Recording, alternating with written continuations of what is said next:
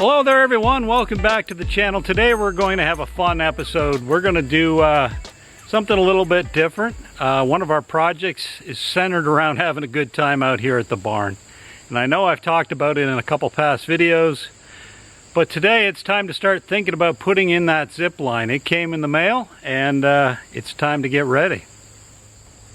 So the first thing I want to talk a little bit about is the design. So initially I thought I had to have a pretty good difference in elevation in order to run a zip line. Turns out that's not the case. That the recommended difference between the high point and the low point is between 3 and 6 degrees. Where 3 degrees is very slow, but you should make it to the other end. And 6 degrees is take out your false teeth because you're going to swallow them on the way over there. So we're shooting for around 4.5%. Don't know what that's going to be like as far as speed, and I imagine it has everything to do with having the proper tension. But we're looking for a 4.5 degree drop from the high point to the low point, and it just turns out when we measured where we're going to put our zip line that we have about a 4 degree change in elevation. So I will be able to have the mount height at the beginning and the mount height at the end approximately the same height off the ground and still achieve that 4.5%. So that's what we're going to do to start. I think I'm going to go up 11 feet on each end, and then I've got to account for the 2% sag in the cable. Under load, it's going to droop somewhat. You want to make sure that you're not dragging your butt along the ground. So if I'm hanging below the cable, I'm thinking 5 feet and then another 2 feet for sag. That should still keep us about 3 feet above the ground. So that's where we're going to start. But before we go ahead and mount it, we got to look at what we got in the box. Now before we go ahead and open up these packages, I don't know if you can see it in the video, but you got to love this packing tape. It says, "Caution, contains awesomeness."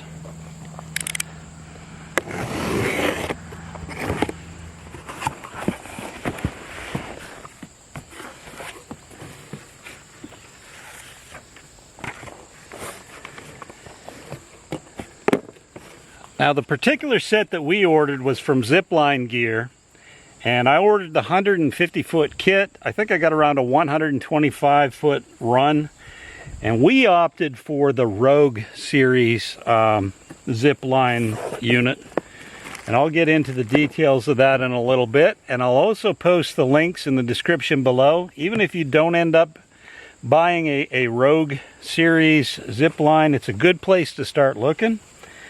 But here's the handbook that comes along with it, with the installation guide and everything.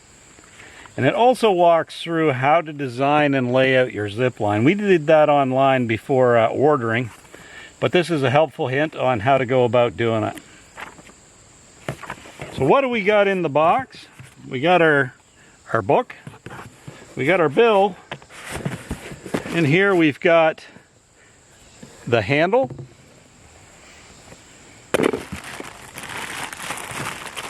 a harness.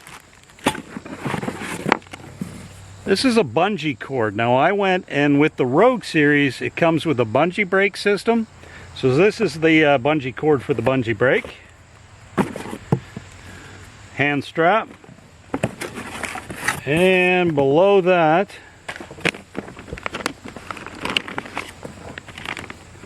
we've got a tie-off cable.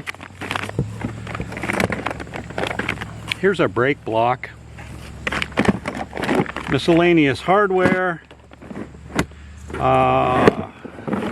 cables to wrap around the tree, and then we have our turnbuckles, a big clevis,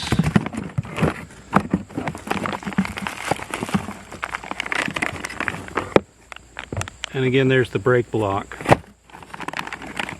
Brake block and a stop block. All right, let's see what's in the other box. I went ahead and got the optional tree saver. Now this is to keep the cable from over time sawing its way through the bark of your tree and killing your trees. You can make these yourselves, but I went ahead and ordered a kit of those. Here's a rope, big rope for hanging underneath the trolley. And this kit comes with a seat that goes through the rope and my cable.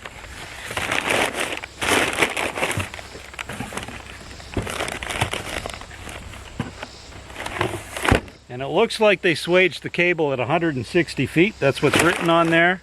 So even though I ordered the 150, I got a little bit of bonus.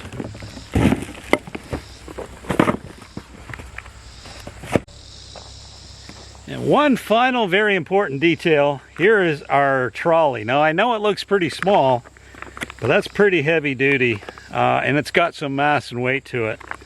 So I can't wait to get these up in the tree, but I'm gonna have to until I get out there, put my tree savers in, and then run and tension my cable. And then we can start playing with the goodies and determining where we want our two platforms to be. One for takeoff and one for landing. Now how I'm going to test it to find out exactly where to put those, we'll figure that out together. So stay tuned. Next up, installing the cable. So the first step we're going to tackle today is page 30 and 31 in the manual, which is the tree savers. So the box comes with a couple straps and a bunch of plastic rubberish type blocks. Let me show you those now.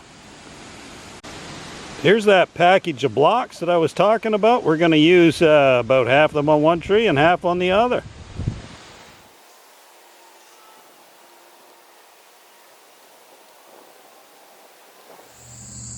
Well, I managed to get the tree saver blocks in place. That was a bit of a chore with one person. I do recommend doing this with two. But I'm having trouble keeping the cable loop in the grooves on the blocks. I'm hoping that once I attach the cable and put a little bit of tension on it, but not too much, I'll be able to work it into those grooves and it'll stay. But that's the next step, is unfurl the cable here, attach it to one end, and then run it down to the other and start tensioning it up. So we wrapped up installing the tree savers on the trees, and we got the cable slings in. Again, they're not staying in the grooves very good. Hopefully once I put a little bit of tension, I'll be able to keep them inside those grooves. And speaking of tension, that's what we need to do next, is tension the cable. And to do that, I picked up a couple pieces of kit. Now the first one's this ratchet puller. This one happens to be Tough Tug, and I've had this one a little while. And the other one that I didn't have is this cable puller. And I picked that up on Amazon. I'll put the links to these in the description below. That way if you need them, you know where to find them. Just follow the link to Amazon. You'll be able to pick them up yourself. But yeah, let's go ahead and get this stuff hooked up and start putting a little bit of tension on that cable. See if it helps to put those tree slings into the grooves on the tree savers.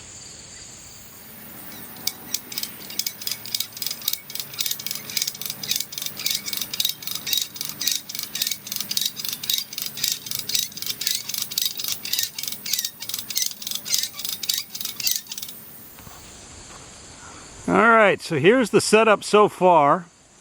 Not sure if you'll be able to see it, but there's the cable tensioner hooked up to the ratchet come along to a strap that's above my tie-off point on the tree.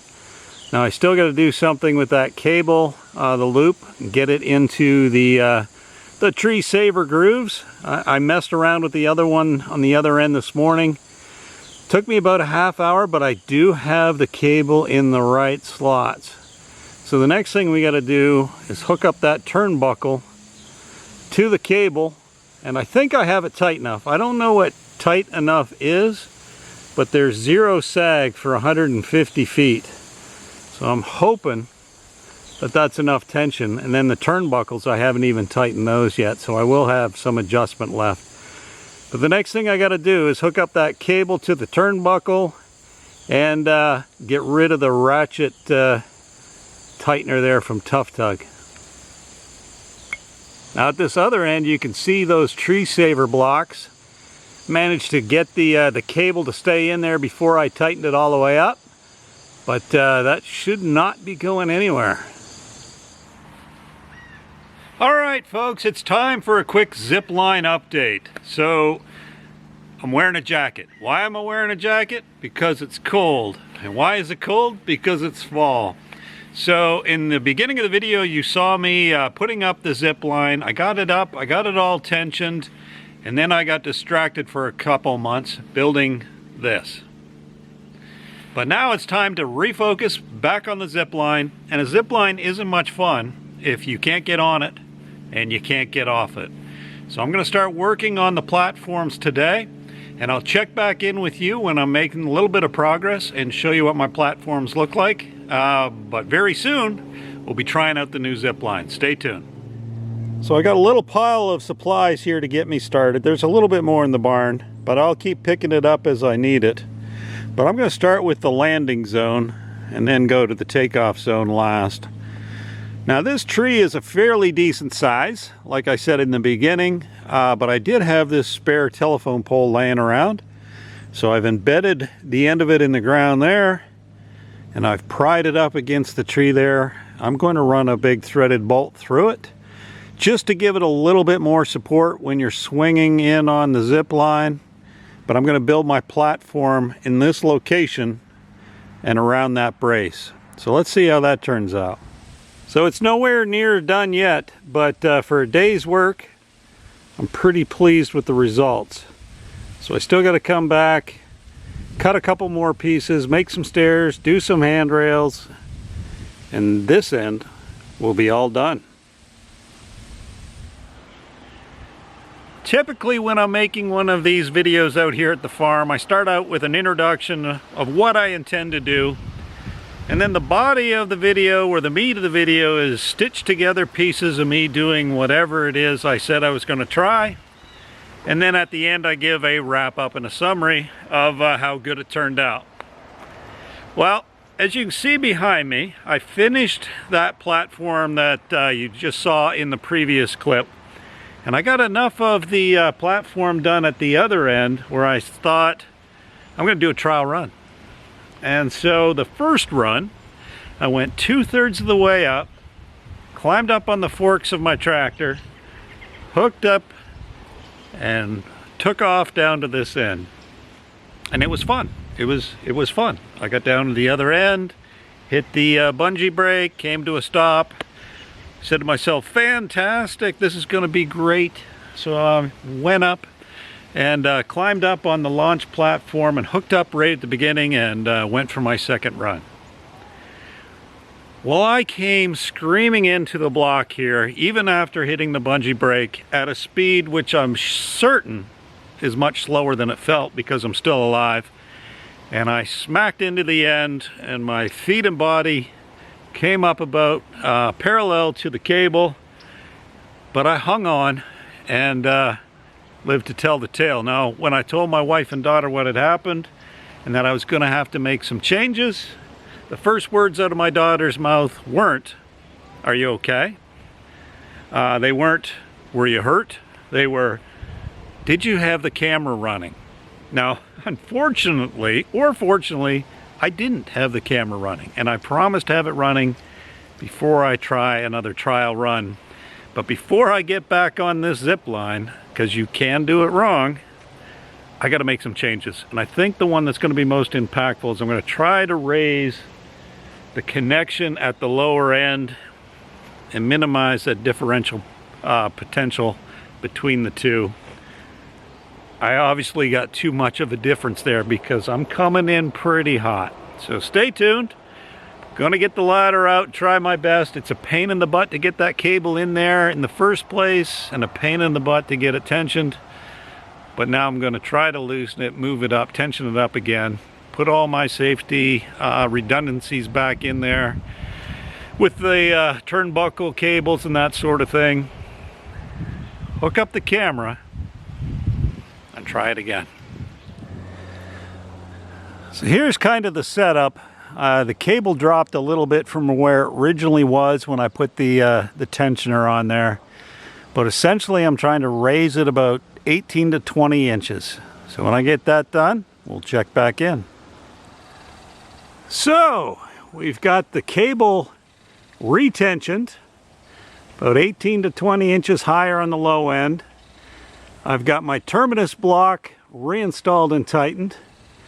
I've got my turnbuckle slings in place, all bolts checked and double checked.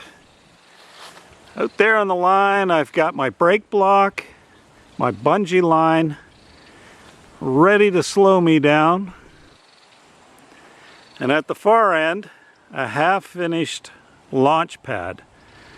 But half is all I need to do a test run. So cross your fingers. It's time to try it out again.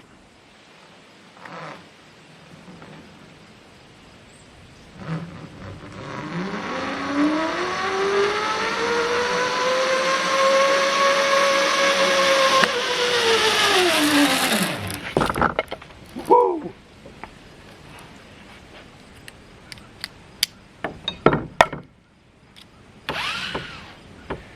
I did it!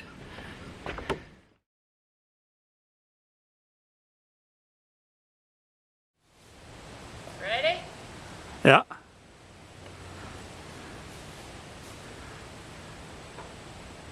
Alright.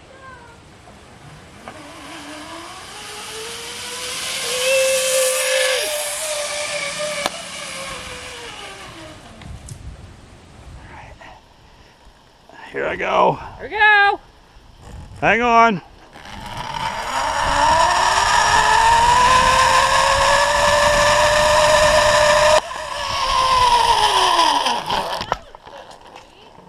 It's not bad now. Zipline's finally ready to be used. Here we go. That's the start line. It's all the way down. You end up over here on this platform. It's pretty fast. Not too fast. Alright, ready?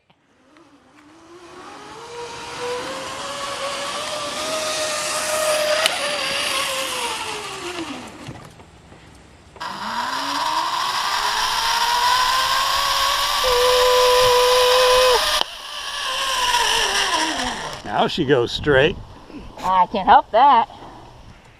Welcome to the next day. Yesterday, the whole family came out, took a few goes on the zip line, and what a good time that was. Once you get it right, it is a blast.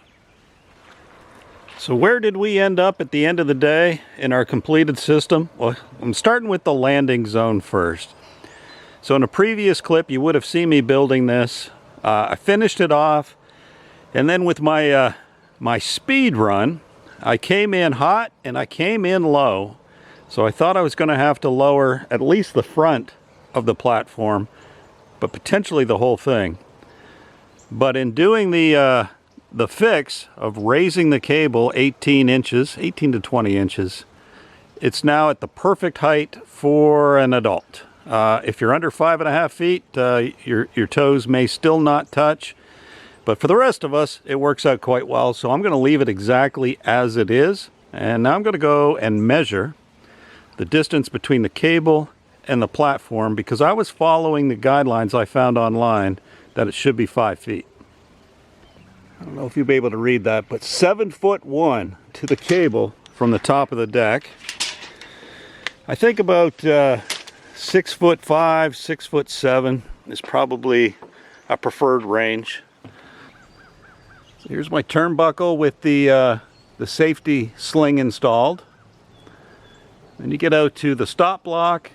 Further out there on the line, I would gather is about 30 feet is my brake block and bungee system, which is tied back to one of these trees. It's probably not going to show up in the video where it's exactly tied off, but I'm a good distance away from the stop block, and that works out about perfect for our application to stop us most of the time, either about 1 foot to 2 feet in front of the stop block, or in my case, right at the stop block.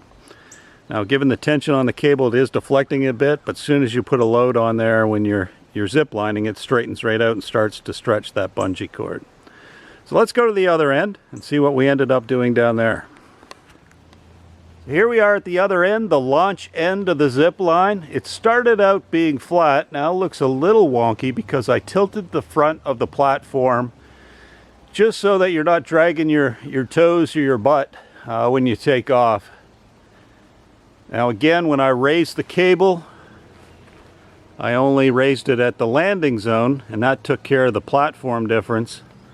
This one is still just over 5 feet above the original platform height, but as you start to step off, it works out extremely well. You kind of get the right height for everybody eventually if you move up or back on the platform.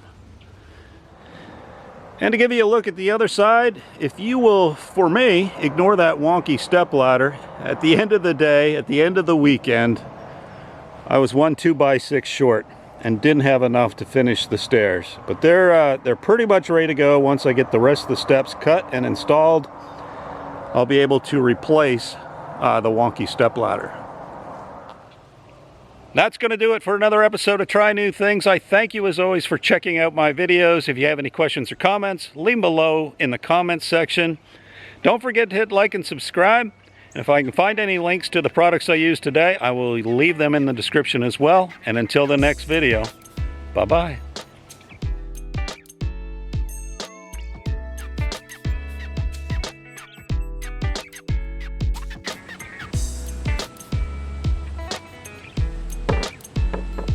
Yeah.